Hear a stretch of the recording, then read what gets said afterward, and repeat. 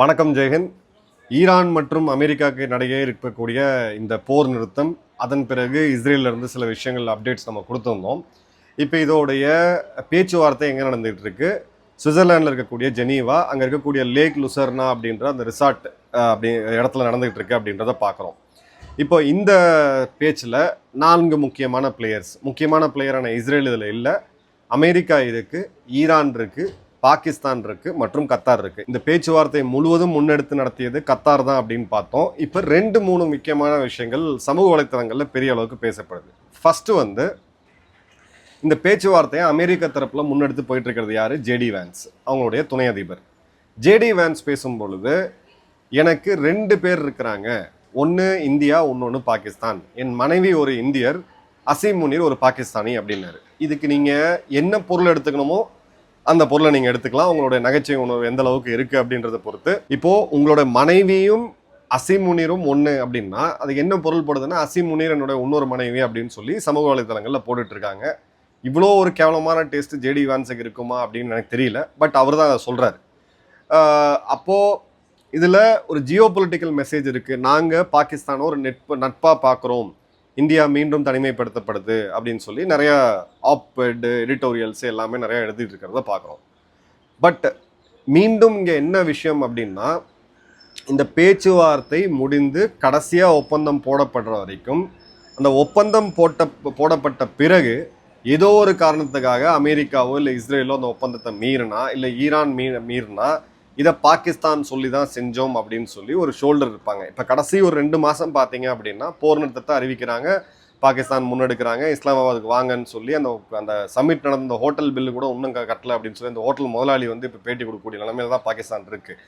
But அந்த இடத்துல பாகிஸ்தானோடைய பேச்சின் வேண்டுகோள் விடுத்தாங்க, அதனால நான் போர் நிறுத்தத்தை பண்ணுறேன்னு சொல்லி ட்ரம்ப் கிட்டத்தட்ட ஒரு N times அவர் இந்த சீஸ்ஃபயர் அப்படின்றத சொன்னார். யாருக்கு சீஸ்ஃபயர் கேட்டா? ஈரான் கேட்டாங்களா? இல்லை. அப்போ யார் கேட்டா? பாகிஸ்தான் காலில் விழுந்து கேட்டாங்க, அதனால தான் நாங்கள் பண்ணோம். ஸோ அந்த ரோலை மீண்டும் கண்டினியூ பண்ணோம் அப்படின்ற போது அசீம் முனீருக்கு அந்த வெயிட்டேஜை இங்கே கொடுக்குறாரு அப்படின்றத பார்க்குறோம். ஏன் இதை நான் சொல்கிறேன்னா, இந்த பேச்சுக்கு அடுத்த நாள் தான் ஒரு 477 பில்லியன், கிட்டத்தட்ட ஒரு ரஃபா ஒரு 4500 கோடி மதிப்புள்ள இராணுவ தளவாடங்கள், நம்ம M777 ஹவுவிட்சர்னு சொல்லக்கூடிய இந்தியாவுடைய மிக முக்கியமான பீரங்கிகள், இதை நம்ம அமெரிக்காட்டிருந்து வாங்கிறோம். அதோடைய அப்கிரேட் மெயின்டெனன்ஸ்க்கான பேக்கேஜை இப்போ அமெரிக்கா ரிலீஸ் பண்ணுறது. ஸோ இது இந்தியா சம்மந்தப்பட்டது கிடையாது.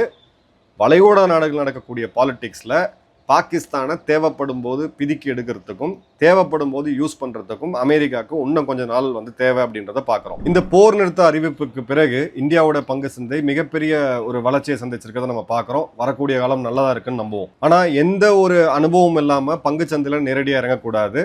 இப்படிப்பட்ட நேரத்தில் தான் எல்லா விதமான பிரச்சனைகளையும் தாங்கி இந்தியாவோட வளர்ச்சிக்கு உறுதியான டாடா நிறுவனம் ஒரு அறிவிப்பை வெளியிட்டிருக்காங்க. இது ஒரு நல்ல வாய்ப்பு. 2000 ரூபால இருந்து நீங்கள் இதில் முதலீடுகள் பண்ணலாம். இதில் கேபிட்டல் கேரண்டி ஸ்கீம் மூலிமா இன்வெஸ்ட் பண்ணீங்க அப்படின்னா நீங்கள் செய்யக்கூடிய முதலீட்டுக்கு எந்த பங்கமும் வராது. மார்க்கெட் ரைஸ் ஆகி நல்ல லாபம் வந்துச்சுன்னா அதில் உங்களுக்கான பங்களிப்பு கண்டிப்பாக கிடைக்கும். டாடா ஏஏ லைஃபோட the multi factor index fund NFO இப்போ லான்ச் ஆகிருக்கு. இது ஆரம்பித்த காலத்துலேருந்து சராசரியாக 21.3% அளவுக்கான ரிட்டர்னை இந்த இண்டெக்ஸ் கொடுத்துருக்கு. இதை பற்றி தெளிவான டீட்டெயில்ஸ் தெரியணும் அப்படின்னா நம்ம டிஸ்கிரிப்ஷனில் இருக்கக்கூடிய லிங்கை கிளிக் பண்ணுங்கள், இல்லை கமெண்ட்டை பாருங்கள். இந்த NFO அப்படின்றது லாங் டேர்ம் க்ரோத்தை கணக்கில் வச்சு நல்ல சேஃபாக இருக்கக்கூடிய கம்பெனிஸில் கடந்த 6 மாத காலத்துலேருந்து 1 வருட காலம் நல்லா பெர்ஃபார்ம் பண்ணக்கூடிய கம்பெனிஸில் முதலீடுகள் பண்ணுறாங்க. இதோட NAV 10 ரூபா. இதில் நீங்கள் பண்ணக்கூடிய முதலீட்டுக்கு 120 டைம்ஸ் ஆயில் காப்பீடும் கிடைக்குது. ப்ளஸ் நீங்கள் 2.5 லட்சம் வரைக்கும் நீங்கள் பண்ணக்கூடிய முதலீடு ஒரு வருடத்துக்கு இதுக்கான வரி விலக்கும் கிடைக்குது அப்படின்றத பார்க்கலாம். NRIஸ்க்கு ஜென்ரலாக ஒரு 18,000 ரூபாய் நீங்கள் முதல்ல மந்த்லியே போல் இன்வெஸ்ட் பண்ணீங்க அப்படின்னா உங்களுக்கு 2 கோடி அளவுக்கான ரிட்டர்ன் கிடைக்கக்கூடிய வாய்ப்புகள் இருக்குது. இது இன்னும் வெகு சில நாட்கள் தான் இதில் இன்வெஸ்ட் பண்ணக்கூடிய வாய்ப்பு இருக்குது இந்த டாடா NFOவில். இந்த இடத்துல இன்னும் அதிகமான தகவல் வேணும் அப்படின்ற போது இந்த லிங்க்ல இருக்கக்கூடிய கமெண்ட்டை கிளிக் பண்ணுங்கள், இல்லை டிஸ்கிரிப்ஷன் இருக்கக்கூடிய லிங்கை கிளிக் பண்ணுங்க. இஸ்லாமாபாத் அக்கார்டு அப்படின்னு சொல்லி இவங்க ஊர் முழுக்க போஸ்ட் ஒட்டி ஹேஷ்டாக் கொடுத்ததான் நம்ம பார்த்தோம். இது இஸ்லாமாபாத் அக்கார்டு கிடையாது.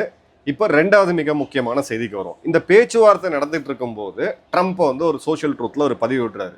மீண்டும் ஏதாவது ஒரு முறை நீங்கள் ஸ்ட்ரைட் ஆஃப் ஹார்மோஸை ஈரான் மூடணும்னு ட்ரை பண்ணாங்கன்னா அந்த நாடே இல்லாத அளவுக்கு குண்டை போட்டு அழிச்சிருவோம், உங்கள்கிட்ட ஒன்றுமே இருக்காது அப்படின்ற மிரட்டல்.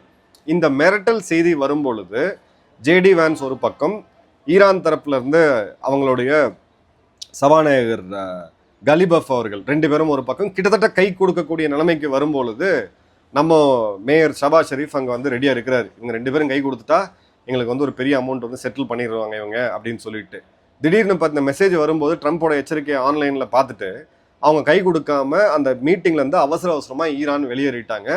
அந்த முக பாவனையை வந்து நீங்கள் பார்த்தீங்க அப்படின்னா ஒரு கண்கல்லாத காட்சி. ஐயோ கைக்கு வந்தது வாய்க்கு வரலையே அப்படின்ற அளவுக்கு பாகிஸ்தானோட ஷபாஸ் ஷெரீப் வந்து போட்டுறாரு. இப்போ அவங்க மக்கள் எந்த அளவுக்கு ஃப்ரஸ்ட்ரேட்டடாக இருக்காங்க அப்படின்னா, ஒன்று பண்ணுங்க, அமெரிக்காவை பாகிஸ்தான் மீது கடுமையாக குண்டு போட சொல்லுங்க, இஸ்ரேல் மீது குண்டு போட்டு தாக்குதல் நடத்த சொல்லுங்க, ஒரு மாதம் எங்களை வச்சு செஞ்சுட்டு இப்போ ஈரானுக்கு வந்து ஒரு 250 பில்லியன் பேக்கேஜ் நீங்கள் கொடுக்குறீங்களா, அதில் பாதியாவது எங்கிட்ட கொடுங்க அப்படின்ற அளவுக்கு பாகிஸ்தான் நிலைமை இருக்குன்னு நாம சொல்லலை. அவங்களுடைய சில முக்கியமான கண்டென்ட் கிரியேட்டர்ஸ் மற்றும் ஜியோ பொலிட்டிக்ஸ் பேசக்கூடியவங்க சொல்கிறாங்கன்றதை பார்க்குறோம். ஸோ இந்த இடத்துல foreign affairs, national security, banking, oil administration இதெல்லாம் தான் அவங்க வந்து மேஜராக பேசியிருக்கிறாங்க. அப்படின்ற போது சுவிட்சர்லாண்டு இதை முன்னெடுக்கிறாங்க. இதை ஒரு டெக்னிக்கல் நெகோசியேஷனாக சுவிட்சர்லாந்து வந்து கொண்டு போயிட்டுருக்காங்க அப்படின்றத பார்க்குறோம். ஸோ இதில் இப்போவும் அமெரிக்கா பாசிட்டிவாக தான் இருக்கிறாங்க. நான் இஸ்ரேலில் இப்போது சில முக்கியமான ஜியோ பொலிட்டிக்கல் அனலிஸ்ட்டை பேசிகிட்டு இருக்கும்போது அவங்களும் என்ன சொல்கிறாங்கன்னா, இந்த போரில் எதிர்பார்த்த வெற்றி எங்களுக்கு கிடைக்கல, நாங்கள் நினச்ச மிஷனை அடைய முடியல. நான் ஏற்கனவே சொன்ன மாதிரி ஆட்சி மாற்றம் அப்படின்றதும் பெரிய லெவலில் ஏற்படலை. பட் அதே சமயம் ஈரான் கடுமையாக வீக்காக இருக்குது. அவங்களால இப்போ ஒரு முன்னெடுத்து இன்னொரு போரை சந்திக்கக்கூடிய நிலைமைக்கு அவங்களும் இல்லை, இந்த போரை கண்டினியூ பண்ணக்கூடிய நிலைமையில அமெரிக்காவும் இல்லை. ஆனால் எங்களை பொறுத்த வரைக்கும் ஈரானோட இந்த ஒப்பந்தத்தோடைய ஃபைனல் டிராஃப்ட் வரைக்கும் நாங்கள் வெயிட் பண்ணிகிட்டு இருக்கோம். ஈரான் கிட்ட அணு ஆயுதம் இருக்கக்கூடாது அப்படின்றதுல எங்களுக்கு எந்த விதமான காம்ப்ரமைஸும் கிடையாது. இது வந்து இவங்களுடைய ஃபார் ரைட் லீடர்ஸும் சொல்கிறாங்க, ஃபார் லெஃப்டில் இருக்கவங்களும் சொல்கிறாங்க. அதாவது நெத்தன்யாஹூ அவர்களை பயங்கரவாதின்னு சொல்லி கடுமையாக கண்டனம் பண்ணக்கூடிய அவங்களும் தான் சொல்கிறாங்க. இந்த நாடு ஒரு பாயிண்ட்ல ரொம்ப கிளியராக இருக்குது, ஒன்றா இருக்குது. என்னன்னா, இவங்ககிட்ட அணு ஆயுதம் இருக்கக்கூடாது. அப்போ அதை பற்றி பூசி மெழுகி இந்த ஒப்பந்தத்தை போட்டாங்க அப்படின்னா இதோட ரிசல்ட் என்ன ஆகும் அப்படின்றது நமக்கு நல்லாவே தெரியும். நம்மளுடைய கணிப்பு, ஒருவேளை இந்த அணு ஆயுதத்தை பற்றி ஓகே 5 வருஷம் போஸ்ட்போன் பண்ணுறோம், 10 வருஷம் போஸ்ட்போன் பண்ணுறோம், ஒன்றா சேர்ந்து இந்த அணு ஆயுதங்கள் ஏற்கனவே இருக்கக்கூடிய 440 கிலோ யுரேனியமாக ஆய்வு செய்கிறோம்னு சொல்லிட்டு பூசி மெழுகி ஏதாவது ஒரு ஒப்பந்தத்தை போட்டாங்கன்னா நிச்சயமாக இவங்களோட உளவுத்துறை மொசாடோ இல்லை அவங்களோட ஸ்பெஷல் யூனிட்ஸோ ஈரானுக்குள்ள ஒரு பெரிய சம்பவத்தை செய்யறதுக்கான எல்லா முன்னெடுப்புலையும் எடுப்பாங்க. ஏன்னா இந்த நாடு அவங்ககிட்ட அணு ஆயுதம் இருக்கிறது அப்படின்றது எங்களுடைய 1 கோடி மக்களுக்கான கிட்டத்தட்ட 70 லட்சம் யூதர்கள் இங்கே இருக்கிறாங்க, 20 லட்சம் இஸ்லாமியர்கள் இருக்கிறாங்க, 10 லட்சம் மிச்ச இன மக்கள் கிறிஸ்தவர்கள் இருக்காங்க. இவங்களுடைய உயிருக்கு ஆபத்து நாங்கள் வந்து ஒத்துக்கவே முடியாது அப்படின்னு வந்து பார்க்குறோம். ரெண்டாவது, எல்லாருக்கும் சம்மந்தப்பட்ட ஒரு issue maritime access. Strait of ஹார்முஸை இந்த மூடி ஓப்பன் பண்ணி விளையாடிட்டு இருக்கக்கூடிய இந்த நிகழ்வு, ப்ளஸ் இனிமேல் ஸ்ட்ரெயிட் ஆஃப் ஹார்முஸில் வரி வசூலிப்பேன், வட்டி வசூலிப்பேன்னு சொல்லக்கூடிய அந்த ஸ்டாண்டு, இதை என்ன பண்ணுறாங்க அப்படின்றத பார்க்கணும். ஸோ இந்த இடத்துல ஜேடி வான்ஸ் சொல்கிறது ரொம்ப, அதாவது இவங்க அந்த குட் காப் பிளாக் காப்பை பேட் காப்பை ப்ளே பண்ணுறாங்களாமா. இந்த பிளே புக் இவங்க எப்போ எல்லா இடத்துலையும் பண்ணுறாங்கன்றது தெரியுது. ஜேடி வான்ஸ் பேசும்போது இந்த பேச்சுவார்த்தை நல்லா போயிட்டுருக்கு, நாங்கள் ஆல்மோஸ்ட் கை கூடிய நிலைமையில் வரோன்னு சொல்லிட்டு, இந்த பக்கம் பார்த்தீங்கன்னா அவங்களுடைய அதிபர் ட்ரம்ப் வந்து வெட்டிடுவோம் குத்திடுவோம், நீங்கள் திரும்ப மூடினீங்கன்னா நாங்கள் அதை பண்ணிடுவோம் இதை பண்ணிடுவோம்னு சொல்கிறாங்க. ஈரானும் பதிலுக்கு அவங்களும் ஒரு எச்சரிக்கை கொடுக்குறாங்கன்னு பார்ப்போம். பட் இன்னைக்கு இருக்கக்கூடிய உண்மையான நிலைமை என்னன்னா, இந்த 3 நாடுகளுமே இப்போ போருக்கு தயாராக இல்லை. இது அட்லீஸ்ட் நம்ம போன்ற நாடுகளுக்கு ஒரு டெம்பரரியான ரிலீஃபை நிச்சயமாக கொடுக்கும். இப்போது கத்தார் அந்த இடத்துல உட்காந்து தன்னை ஒரு மிக முக்கியமான ஒரு மீடியேட்டராக ப்ரொஜெக்ட் பண்ணிக்கிறாங்க. அதே சமயம் கத்தார் வந்து பார்த்தீங்க அப்படின்னா பாகிஸ்தானுடைய பிரதமர் கை கொடுக்குறாங்க, பக்கத்தில் இந்த ஜேடி வான்ஸை கண்டுக்கல. ஸோ அந்த இடத்துல அந்த இஸ்லாமிக் கோஆப்ரேஷன் அப்படின்றதும், நான் ஏற்கனவே சொன்ன அந்த இஸ்லாமிக் நேட்டோ கோஆப்ரேஷன், துருக்கி, சவுதி, பாகிஸ்தான் மற்றும் கத்தார், இந்தோடைய பாடி லாங்குவேஜை நம்ம உள்ளே காமிக்கிறாங்க அப்படின்றத ரொம்ப தெளிவாக பார்க்குறோம். இப்போ இதே நேரத்தில் நேற்று ஒரு பெரிய செய்தி வைரல் ஆச்சு. அது என்னன்னா, ராஸ் லஃபான் சொல்லக்கூடிய இந்த கத்தாரில் இருக்கக்கூடிய உலகத்தோடைய மிகப்பெரிய எல்என்ஜி பிளான்ட், அதில் ஏற்கனவே ஒரு முறை தாக்கப்பட்டதை நம்ம பார்த்தோம். நேற்று ஒரு மிகப்பெரிய குண்டு வெடிப்பு, இது ஒரு வெடிச்சு செதறி அது ஒரு பெரிய அளவுக்கு சேதமாயிருக்கு அப்படின்ற ரிப்போர்ட் வருது. இது ஈரான் தான் பண்ணாங்கன்னு சொன்னாங்க. பட் அதை உள்ளே போய் பார்க்கும் பொழுது ஏதோ ஒரு விபத்தோ அப்படின்ற கேள்விக்குறியோட அந்த விஷயம் அப்படின்றது நடக்குது. ஸோ இப்போ இந்த பிரச்சனைக்கு நடுவில் இவங்களுடைய எல்என்ஜியை யார் டார்கெட் பண்ணுறா அப்படின்ற ஒரு மிகப்பெரிய கேள்வி எழுது. ஏன்னா இந்த போர் முடியணும் அப்படின்றது அநேகமாக எல்லா நாடுகளுமே உத்து பார்த்துட்டு இருக்காங்க. இந்த எல்என்ஜி பிளான்ட்ல கை வச்சா உலக நாடுகள் சஃபர் ஆகும் அப்படின்ற போது இந்த எல்என்ஜியோட சப்ளையர்ஸ் யார் யாருன்னு பார்ப்போம். ஏன்னா ஒரு 5 பேர் போட்டியாளர் இருக்கும், நான் திடீர்னு என்னோட பிளான்ட் மூடிட்டேன் அப்படின்னா அதோடைய பெனிஃபிட் நேச்சுரலாக உங்கள் 4 பேருக்கு தான் கிடைக்கும். ஸோ அந்த கெயின் பீரியட் வச்சு பார்த்தீங்கன்னா எல்என்ஜி யார் யார் சப்ளை பண்ணுறாங்கன்னு நமக்கு தெரியும். அமெரிக்கா பண்ணிகிட்டு இருக்கு, வெனிசுலா பண்ணிகிட்டு இருக்கு, ரஷ்யா பண்ணிகிட்டு இருக்கு. ஸோ ஒரு காம்ப்ளெக்ஸான ஒரு ஒரு ஸ்ட்ரக்சர் இருக்கிறத இங்கே பார்க்க முடியுது. நிறையா பிளேயர்ஸ் நிறைய விஷயம் வெளியில் பேசுகிற மாதிரி பேசுகிறாங்க, உள்ளே பண்ணிக்கிட்டு இருக்காங்க. இப்போ மிக முக்கியமாக லெபனன். இப்போ நான் இருக்கக்கூடிய இந்த 3 நாட்களில் முதல் நாள் லெபனன் மீது கடுமையான தாக்குதலில் இஸ்ரேல் பண்ணியிருந்தாங்க. கடந்த 2 நாட்கள் இவங்க எந்த தாக்குதலும் நடத்தலை. இப்போ லெபனனோடைய சாவரனிட்டி அப்படின்றது ஈரான் வைக்கக்கூடியது. ஆனால் உள்ளே இருக்கக்கூடிய மெசேஜ் அவங்க லெபனனை பற்றி கவலை இல்லை, அவங்களோட ப்ராக்சியாக இருக்கக்கூடிய ஹிஸ்புல்லாக்களை பற்றி தான் அவங்களுக்கு வந்து கவலை. இப்போ ஹிஸ்புல்லாக்களும் அவங்களோட தரப்பில் ரொம்ப ஒத்து என்ன பார்க்குறாங்கன்னா, ஒருவேளை நாளைக்கு அமெரிக்காவும் ஈரானும் கை கோத்துட்டாங்க, நம்ம கூட்டா சேர்ந்து இந்த பிரச்சனையெல்லாம் முடிச்சுட்டு சம்பாதிக்கிற வழியை பார்ப்போம் அப்படின்னு சொல்லி செட்டில்மெண்ட்டுக்கு வந்துட்டாங்கன்னா எங்கள் நிலைமை என்ன ஆகும் அப்படின்றதையும் அவங்க பார்க்குறாங்க. ஸோ இந்த ஒரு பாயிண்ட்டுமே இருக்குது.